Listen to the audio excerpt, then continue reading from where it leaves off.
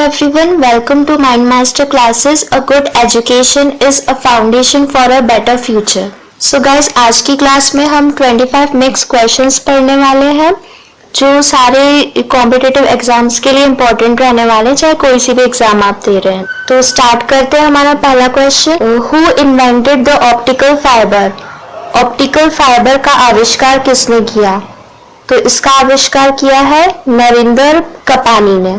इनको 2020 में पद्म विभूषण अवार्ड दिया गया है और इसी साल मतलब 2020 में इनकी डेथ भी हो चुकी है। और ऑप्टिकल फाइबर क्या होता है? ये एक लचीला और पारदर्शी फाइबर होता है जो कि शुद्ध सिलिका, प्योर सिलिका से बना होता है और ये जो रहता है वो कुल आंतरिक प्रतिबिंब या फिर कह सकते हैं टोटल इंटरनल रिफ्लेक्शन पर कार्य करता है, उसके सिद्धांत पर कार्य करता है।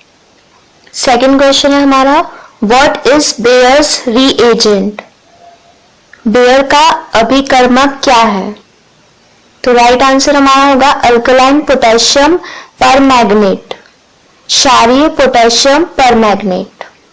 सो बेयर क्या होता है? बेयर एक अभिकर्मक शीत पोटेशियम परमैंगनेट का एक क्षारीय घोल होता है जो इसे एक रेडॉक्स प्रतिक्रिया बनाने वाला एक शक्तिशाली ऑक्सीडेंट है। नेक्स्ट क्वेश्चन है हमारा, which is the second nearest star to the earth after the sun? सूर्य के बाद पृथ्वी के सबसे नजदीक स्थित दूसरा तारा कौन सा है? तो यह है हमारा प्रोक्सिमा सेंचुरी। ठीक है। नेक्स्ट क्वेश्चन है हमारा, what is the longest mountain range in the world above sea level? विश्व में समुद्र स्तर से ऊपर सबसे लंबी पर्वत श्रृंखला कौन सी है? तो यह है एंडीज माउंटेन। एंडीज पर्वत जो है वो सबसे लंबी पर्वत श्रृंखला है। और अगर सबसे हाईएस्ट पूछा जाए तो वो होगा हिमालय। हिमालय जो है वो कौन से कॉन्टिनेंट पे है? तो वो एशिया पर है और एंडीज माउंटेन जो है वो साउथ अमेरिका में है।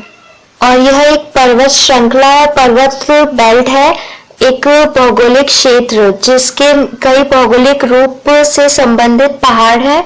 समुद्र तल से ऊपर एंडीज को आमतौर पर दुनिया की सबसे लंबी पर्वत प्रणाली माना जाता है। इसकी लंबाई है 7000 किलोमीटर। क्वेश्चन नंबर 5 है, When did the British make English the medium of instruction in India? अंग्रेजों ने भारत में अंग्रेजी को शिक्षा का माध्यम किस वर्ष बनाया था? तो ये था 1835 में। और इस टाइम जो वायसराय थे वो कौन थे? लॉर्ड विलियम बेंटिक थे। उन्होंने गवर्नर जनरल का पद ग्रहण किया था 1828 में ही और सती प्रथा का उन्मूलन, ठगों का दमन और कन्या भ्रूण हत्या को समाप्त करने जैसे सुधारों को लागू किया था। और उन्होंने 1835 में ही भारत में पश्चिमी या अंग्रेजी शिक्षा की शुरुआत की थी। नेक्स्ट क्वेश्चन है हमारा, which is the largest man-made lake in India? Bharat में सबसे बड़ी मानव निर्मित झील कौन सी है? चिल्का लेक, वुलर लेक, गोविंद सागर या राणा प्रताप सागर? तो राइट आंसर हमारा होगा गोविंद सागर। चिल्का लेक जो है वो खारे पानी की झील है और एक लेगून भी है जो कि उड़ीसा में है। और वुलर लेक जो है वो फ्रेश वाटर मतलब मीठे ताजे पानी की झील है जो कि जम्मू कश्मीर में है। और अगर गोविंद सागर की बात करें तो गोविंद वल्लभ पंत सागर एक मानव निर्मित झील है जो सोनभद्र के दक्षिणी क्षेत्र में भारत रत्न पंडित गोविंद वल्लभ पंत के नाम पर स्थित है। नेक्स्ट क्वेश्चन है, integral coach factory is located at? Integral coach कारखाना कहाँ स्थित है? तो राइट आंसर होगा पेरम्बूर, तमिलनाडु।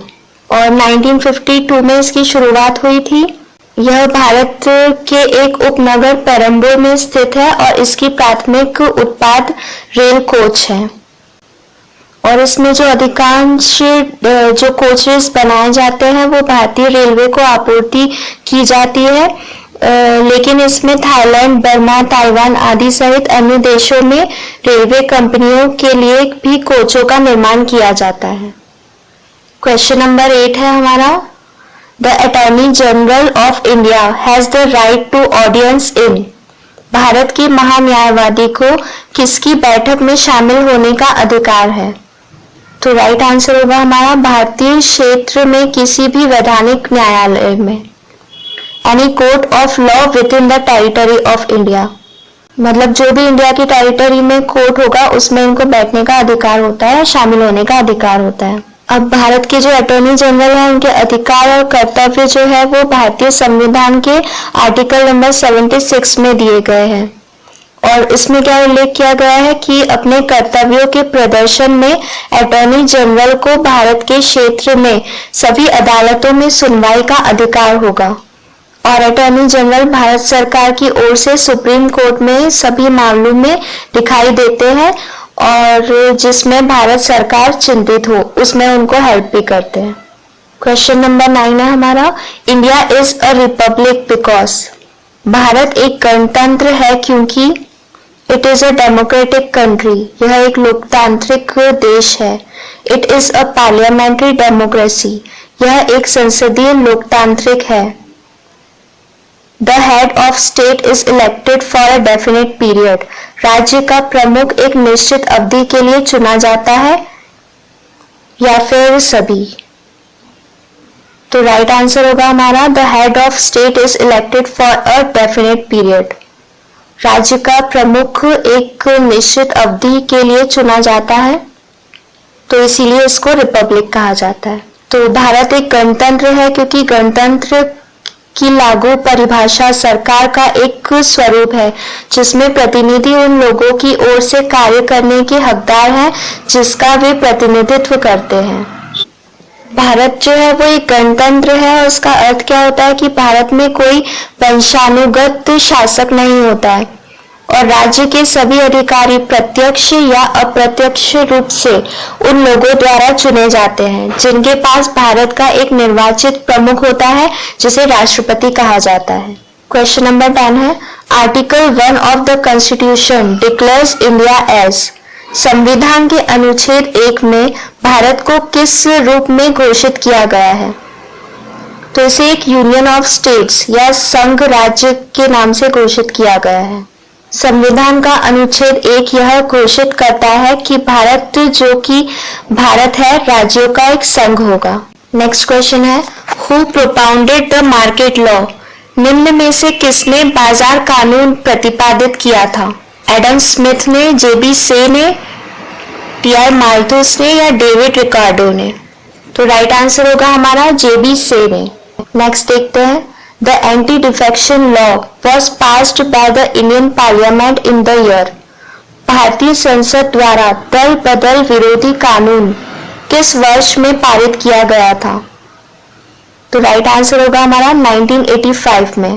तो ये एंटी डिफेक्शन लॉ जो है वो 10वीं अनुसूची में जोड़ा गया था 52वें संविधान संशोधन द्वारा और ये राजीव गांधी के कार्यकाल में हुआ था और ये जो है वो एक राजनीतिक दल है जो दूसरे में दल बदल के आधार पर संसद के सदस्यों और विधायकों की अयोग्यता का प्रावधान करता है। क्वेश्चन नंबर 13 है हमारा, what does the judicial review function of the supreme court mean. सर्वोच्च न्यायालय के न्यायिक समीक्षा कार्य से क्या तात्पर्य है? तो ऑप्शंस हैं, अपने फैसले की समीक्षा करना, देश में न्यायपालिका के कामकाज की समीक्षा करना, विधि की संवैधानिक वैधता की जांच करना या संविधान की आवधिक समीक्षा करना। तो राइट आंसर होगा हमारा विधि की संवैधानिक वैधता की जांच करना, examine the constitutional validity of the laws. अब सुप्रीम कोर्ट जो है हमारा वो संरक्षक है, हमारे जो कॉन्स्टिट्यूशन जो है हमारा उसकी जो समीक्षा करना काम होता है वो हमारे सर्वोच्च न्यायालय का होता है। सर्वोच्च न्यायालय ने यह तय करने की शक्ति दी है कि संसद या राज्य विधानसभाओं द्वारा पारित एक कानून और केंद्र या राज्य सरकार द्वारा लिए गए कार्यकारी निर्णय संवैधानिक है या नहीं, और अगर कोई कानून या कार्यकारी असंवैधानिक पाया जाता है तो वह इसे अमान्य घोषित कर सकता है। नतीजन उन्हें सरकार द्वारा लागू नहीं किया जा सकता है और यह वाक्यांश जो है वो न्यायिक समीक्षा का संविधान में उपयोग नहीं किया गया है। नेक्स्ट क्वेश्चन है हमारा, the election commission of India is a, Bharat का चुनाव आयोग है 1 member commission, 3 member commission, 5 member commission या 7 मेंबर कमीशन। तो राइट आंसर होगा हमारा 3 मेंबर कमीशन। 3 संसदीय आयोग है हमारा इलेक्शन कमीशन। नेक्स्ट क्वेश्चन है हमारा, who was the last emperor of the Mauryan dynasty, Maurya वंश का अंतिम सम्राट कौन था? तो ये थे बृहद्रथ। बृहद्रथ मौर्य वंश के अंतिम शासक थे और इनकी हत्या जो थी वो उनके सेनापति ने ही कर दी थी, जिनका नाम था पुष्यमित्र शुंग। क्वेश्चन नंबर 16 है, in a web browser which of the following is used to save frequently visited websites? Web browser में निम्नलिखित में से किसका उपयोग लगातार देखी जाने वाली वेबसाइटों को सेव करने के लिए किया जाता है? हिस्ट्री, टास्क मैनेजर, फेवरेट्स या सेव एज? तो राइट आंसर होगा हमारा फेवरेट्स। तो फेवरेट्स का यूज अक्सर देखी जाने वाली वेबसाइट्स को बचाने के लिए किया जाता है। क्वेश्चन नंबर 17 है, the Khajuraho group of monuments is a UNESCO world heritage site located in, Khajuraho समूह के स्मारकों का यूनेस्को विश्व धरोहर स्थल कहाँ स्थित है? मध्य प्रदेश, उत्तर प्रदेश, उत्तराखंड या छत्तीसगढ़? राइट आंसर होगा मध्य प्रदेश।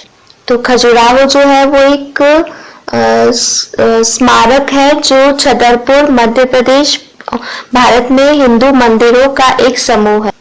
क्वेश्चन नंबर 18 है, the first captain of Indian cricket team for one day international was, one day international के लिए भारतीय क्रिकेट टीम के पहले कप्तान कौन थे?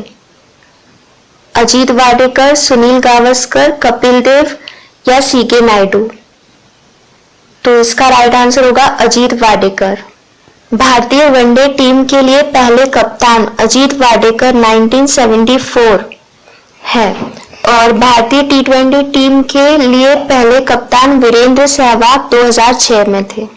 क्वेश्चन नंबर 19 है, Which of the following is not a greenhouse gas? निम्नलिखित में से कौन सा ग्रीन हाउस गैस नहीं है? Nitrous oxide, methane, sulphur hexafluoride या कॉपर डाइऑक्साइड? तो राइट आंसर होगा कॉपर डाइऑक्साइड। ठीक है, कॉपर डाइऑक्साइड जो है वो ग्रीन हाउस गैस नहीं है। नेक्स्ट क्वेश्चन है हमारा, which of the following is not a computer virus? निम्नलिखित में से कौन सा कंप्यूटर वायरस नहीं है? तो राइट आंसर होगा डॉन। क्वेश्चन नंबर 21 है, in the Republic of India the administrative head of a union territory is, भारतीय गणराज्य में केंद्र शासित प्रदेश का प्रशासनिक प्रमुख कौन होता है? लेफ्टिनेंट गवर्नर, गवर्नर या प्रेसिडेंट या फिर प्राइम मिनिस्टर? तो ये होते हैं लेफ्टिनेंट गवर्नर या उपराज्यपाल। तो लेफ्टिनेंट गवर्नर जो होते हैं वो एडमिनिस्ट्रेटिव हेड होते हैं यूनियन टेरिटरी के। क्वेश्चन नंबर 22 है, if the pH value of a substance is lower than 7 it would be considered as, यदि एक पदार्थ का pH मान 7 से कम है तो इसे क्या माना जाएगा? न्यूट्रल, बेस, एसिड या आयन? तो इसे एसिड माना जाता है। जो 7 से कम होता है वो एसिड होता है और जो 7 से ज्यादा होता है वो बेस होता है। क्वेश्चन नंबर 23 है, marine trench is found in, तो मरीन ट्रेंच जो है वो पाया जाता है पैसिफिक ओशन में। तो मरीन ट्रेंच या मरियाना ट्रेंच जो है वो दुनिया के महासागरों का सबसे गहरा हिस्सा है। यह पश्चिमी प्रशांत महासागर में स्थित है और फिलीपींस के पश्चिमी प्रशांत पूर्व में मरियाना द्वीप के पूर्व में औसतन 200 किलोमीटर या 124 मील है। क्वेश्चन नंबर 24 है, on which date is in India likely to experience the shortest day? किस तारीख को भारत का सबसे छोटा दिन होता है? 21 दिसंबर को, 21 मार्च को, 22 जून को या 23 सितंबर को? तो सबसे छोटा जो दिन होता है हमारा वो होता है 21 दिसंबर को। और 21 दिसंबर को शीतकालीन संक्रांति होती है। पृथ्वी के उत्तरी गोलार्ध में यहाँ वर्ष की सबसे छोटे दिन और सबसे लंबी रात होती है। लास्ट क्वेश्चन है हमारा, Indian standard time is ahead of Greenwich mean time by. भारतीय मानक समय ग्रीनविच मीन टाइम से कितना आगे है? तो ये 5.5 घंटे आगे है। ओके, तो हमने सारे 25 क्वेश्चन यहाँ पर कवर कर लिए हैं। होप आपको पसंद आए होंगे। अगर आपको वीडियो पसंद आया है तो वीडियो को लाइक जरूर करें और अगर चैनल पे नए हैं तो चैनल को सब्सक्राइब करें। Thank you so much for watching.